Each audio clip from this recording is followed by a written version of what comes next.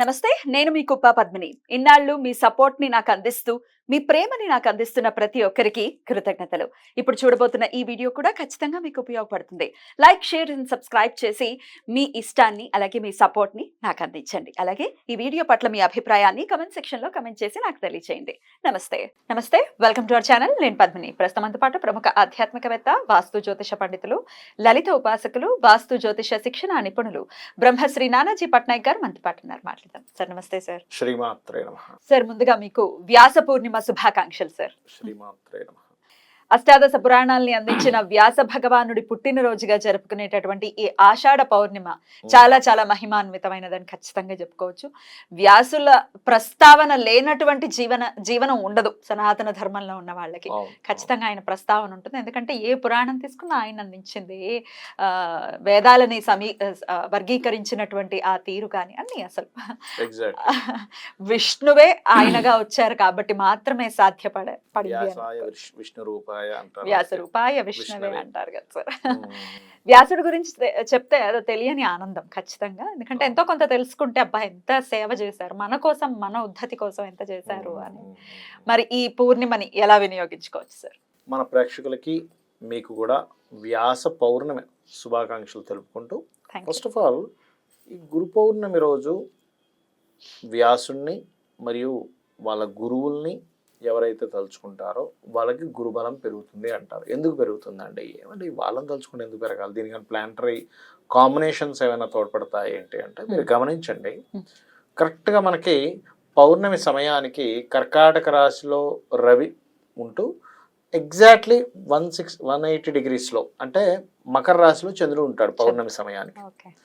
మకర రాశి ఎటువంటి రాశి అంటే గురువు నీచబడే రాశి అది. కర్కాటకం గురువు ఉచ్చు పొందే రాశి. అవును సార్, అవును. అంటే నీ మనసు ఏదైతే ఉందో, నీ మనసు నీచ పొందేటువంటి గురువు నీచపడే ప్లేస్లో ఉంది, నీ ఆత్మేమో గురువు ఉచ్చు పొందే ప్రదేశంలో. ఎవరి జన్మజాతకంలో అయినా గురువు కనుక నీచపడ్డాడు అనుకోండి, రకరకాల ఉంటుందండి. నీచం అంటే ఎంతసేపు డైరెక్ట్గా మకరంలో నుంచి నీచపడాలని రూల్ లేదు. లుక్స్ ద్వారా కూడా ఉంటుంది. అంటే ఎట్లాగా, గురువు ఉదాహరణకి తులాలగ్నం ఉందనుకుందాం కాసేపు. తులాలగ్నానికి గనక గురువు వెళ్ళి మన మిథున రాశిలో ఉన్నాడు అనుకోండి, ఉంటే కూడా గురువు ఆ లగ్నాన్ని పాడు చేస్తాడు. ఎందుకంటే 6వ అధిపతి వచ్చి అండ్ 3, 6 అధిపతి, తులాలగ్నానికి 3, 6 అధిపతి వచ్చి 9లో కూర్చొని లగ్నాన్ని పాడు చేస్తున్నాడు. ఆ లగ్నాన్ని పాపై పాడు చేస్తుంటాడు ఒక్కోసారి. అంటే ప్రతిసారి నీచపడితేనే పాడు చేసినట్టు కాదు, ఒక్కోసారి పాప కత్తిరిలో ఉండి పాడు చేస్తాడు, ఒక్కోసారి ఆయనకి ధనయోగం వచ్చి పాడు చేస్తూ ఉంటాడు. ఇక్కడ మీరు గమనించండి, లగ్నానికి శుభులు పాపులు అనేది మహర్షి చెప్పాడు మనకి. సర్వే త్రికోణ నేతారో గ్రహాః శుభఫల ప్రదాహ అని. అంటే త్రికోణాధిపతులు ఖచ్చితంగా శుభాన్ని ఇస్తారు అని. ఈ తులా లగ్నానికి కానివ్వండి, మిథున లగ్నానికి కానివ్వండి, కన్యా లగ్నానికి కానివ్వండి, లేకపోతే మకర కుంభ లగ్నాలకు కానివ్వండి, ఈ లగ్నాలకి అంటే వృషభ లగ్నానికి కూడా గురువు పాప అవుతాడు. పాప ఈ గనక ఆయన చూస్తే ఇంకా ఎక్కువ ఎఫెక్ట్, ఇబ్బందిని ఇస్తాడు. ఒక్కొక్కసారి పాపయ్య కూడా శుభగ్రహాలతో ఎఫెక్ట్ తగ్గిపోతుంది మళ్ళీ. ఇలా ఎవరికైనా గురుబలం సరిగా లేకపోతే జరిగే పరిణామాలు ఏమిటి అంటే, వాళ్ళు ఎన్ని పూజలు పునస్కారాలు ఎంత చేస్తున్నా సరే అది ఫలించదు.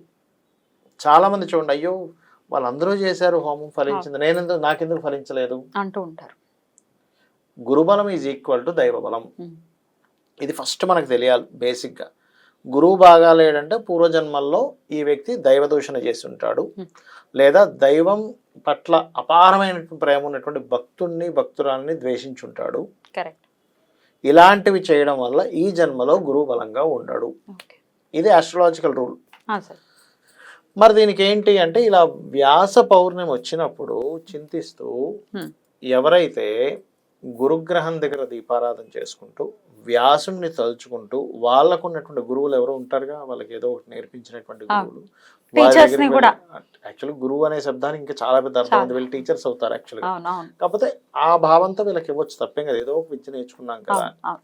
గురువు అంటే నీకు వెలుగుని చూపించేవాడు, నీ అజ్ఞానంలోంచి జ్ఞానంలోకి తీసుకొచ్చేవాడు గురువు. ఆధ్యాత్మికమైనటువంటి విషయాలని కంప్లీట్గా మీకు ఎక్కడా స్వార్థం లేకుండా నేర్పించేవాడు గురువు. కరెక్ట్ చెప్పాలంటే. ఓకే. ఈ వీళ్ళంతా టీచర్స్ అవుతారు, Hmm. ట్రైనర్స్ టీచర్స్ అవుతారు. అవును సార్. అంధకారం నుంచి బయటికి తీసుకొచ్చేవాడు, అజ్ఞానం అనే అంధకారం నుంచి బయటికి తీసుకొచ్చేవాడు గురువు. పెద్ద పోస్ట్. చాలా పెద్ద పోస్ట్ అది. అయితే ఇలా ఎవరికైనా గురు సంబంధించినటువంటిది పాడైనప్పుడు ఈ రోజు ప్రత్యేకంగా ఎవరైతే చేస్తారో వాళ్ళకి అక్కడి నుంచి వాళ్ళు చేసే పూజలు ఫలిస్తాయి. ఓకే. ఏం చేయమని అంటారు సార్? ఏం చేయాలి? ముఖ్యంగా ప్లాంటరీ పొజిషన్స్లో గురువు పాడేయడం మనం తెలుసుకున్నాగా. ఒక్కొక్కసారి ఏమవుతుంది, గురువు శని రాహులతో కలిసి ఉంటాడు కొంతమంది జాతకాల్లో. గురువుతో పాటు శని రాహులకు కూడా దానం ఇవ్వాలి. ఓకే. అంటే దానం అంటే ఏమిటి? శనగలు, నువ్వులు, ఉలవలు దానంగా, మినుములు దానంగా ఇవ్వడం. గురుగ్రహం దగ్గర, శనిగ్రహం దగ్గర, రాహుగ్రహం దగ్గర దీపారాధన చేసుకోవడము.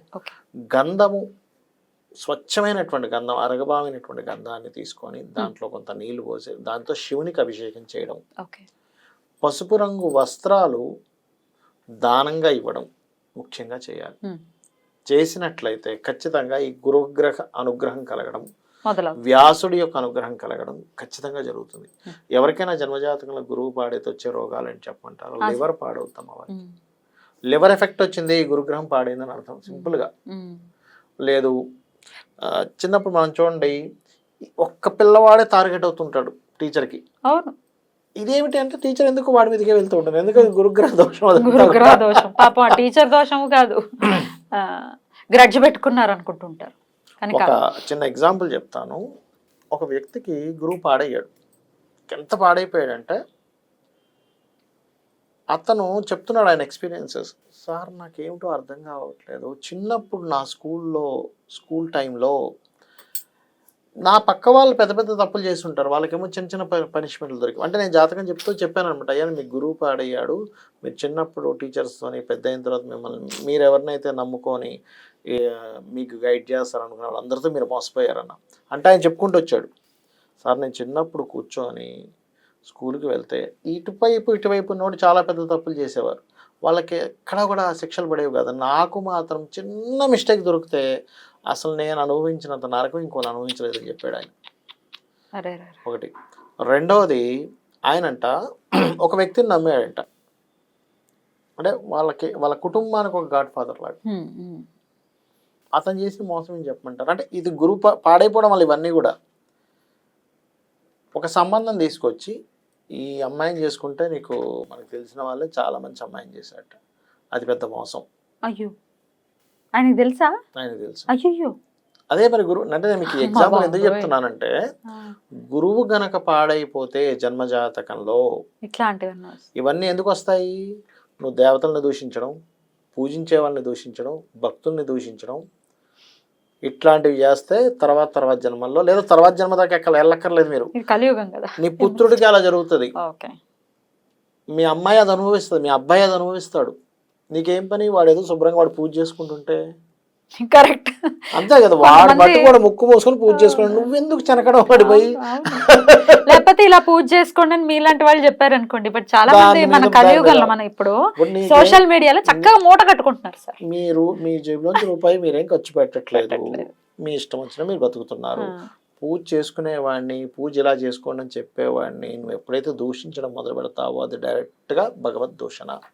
ఈ భగవద్ దూషణ ఏమవుతుంది? ఈ రూపంలో వస్తుంది. ఖచ్చితంగా రావాలి కూడా. ఎందుకంటే భగవద్ భక్తుడిని దూషించడం, గురువు రూపంలో ఉన్న వాళ్ళని దూషించడం అత్యంత హేయమైన. ఆయన ఎట్లాంటి వాళ్ళని అంటగట్టాడంటే, ఆమెకు ఆల్రెడీ 2 మ్యారేజ్లు అయ్యి తెలియదు ఈ విషయాలకి. పెళ్ళయిందా? అయ్యో, 2 మ్యారేజ్లు అయిన వాళ్ళని ఆయన తీసుకొచ్చి పెళ్లి చేశారా? అది ఎలాంటి వాళ్ళు అంటే అందరూ అలా ఉంటారు నేను చెప్పట్లేదు. ఆస్తి కోసం రకరకాల ఇవి పెట్టేసి ఈయన మీద అసలు పోలీస్ స్టేషన్లు, గందరగోళాలు, కోర్టులు. అది ఎందుకు అయిందంటే అతని జాతకంలో కుజుడు కూడా పాడి గురువుతో కనెక్ట్ అయ్యాడు. ఇలా అయిన వాళ్ళకి ఇలాంటివి జరుగుతుంటాయి. అందుకని నేను ఒకటే చెప్తాను ఎవరికైనా, అయ్యా నీకు ఇష్టం లేదా? కొంతమంది ఇళ్లలో కూడా జరుగుతుంటుందమ్మా, భార్య చేస్తానంటే భర్త ఒప్పుకోవడం, భర్త చేస్తానంటే భార్య ఒప్పుకోవడం. నేను ఒకటే చెప్తాను వాళ్ళకి కూడా, అమ్మ నీకు ఇష్టం లేదా నువ్వు ఊరుకో, ఆయన చేసుకొని, లేదా నీకు ఇష్టం లేదా బాబు ఆమెను చేసుకొని, నువ్వు ఎందుకు అనవసరంగా చెడు పని ఏం కాదుగా. ఇంకోటి ఏంటంటే మనము అవతల వాళ్ళకి భక్తి లేదనో ఇట్లా అనుకుంటాం, కానీ భక్తి అనేటువంటిది పూర్వజన్మల్లో ఎన్నో జన్మల నుంచి చేసిన పుణ్యం వల్ల వచ్చేది. భగవంతుడు ఉన్నాడని తెలుసుకోవడం కానీ, మనకి వ్యాస పౌర్ణమి వచ్చిందంటే ఇది చేసుకోవడం కానివ్వండి, ఏకాదశి చేయడం కానివ్వండి, నిత్య దేవతారాధన కానివ్వండి, ఇవన్నీ ఎంతో పుణ్యం ఉంటే వచ్చేవి. నీకు ఇప్పటికిప్పుడు సడన్ గా రమ్మంటే వచ్చేసేది కాదు. అదేమి పోయం కాదు నేర్చేసుకోవడానికి గబక్కు అని. దాన్ని కూడా పట్టుకు రావాలి మనం, పట్టుకు రావాలి. పూజన్మ వాసన లేదు రాదంత ఈజీ. వినియోగించుకోవాలి డెఫినెట్ గా. సంవత్సరానికి ఒక్క రోజు వస్తుంది, ఒక్క రోజు కనుక ఇలా చేసుకుంటే, ప్రతి ఏడాది చేసుకుంటుంటే గురువు అనుగ్రహం ఖచ్చితంగా పొందుతారు. అద్భుతం సార్. మరొక్కసారి మీకు వ్యాస పూర్ణిమ శుభాకాంక్షల్ని తెలియజేస్తూ నమస్తే సార్. శ్రీమాత్రే నమః.